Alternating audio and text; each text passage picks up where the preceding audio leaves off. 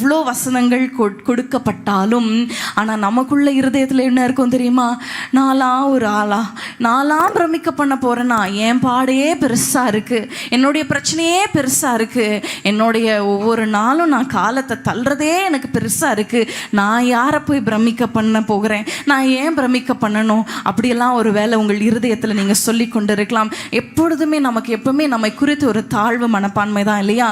நான் என்ன பண்ண முடியும், என்னால் என்ன பண்ண முடியும், என் குடும்பத்தில் நல்ல பேக்ரவுண்ட் இல்லை, என்னுடைய தகப்பனார் அவர் சரியில்லை, என்னுடைய கணவர் அவர் சரியில்லை, என் பிள்ளைகள் சரியில்லை, என் குடும்பம் அப்படி இல்லை இப்படி இல்லை, மற்றவர்களை பார்த்து நான் அந்த மாதிரி இல்லை இந்த மாதிரி இல்லை என்று சொல்லி நம்மை நாமே தாழ்த்தி கொண்டு இருக்கிறோம். ஹல்லேலூயா.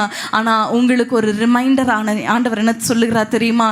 இல்லை இல்லை, நீங்கள் பிரமிக்கத்தக்க அதிசயமாய் உருவாக்கப்பட்டவர்கள். ஹல்லேலூயா.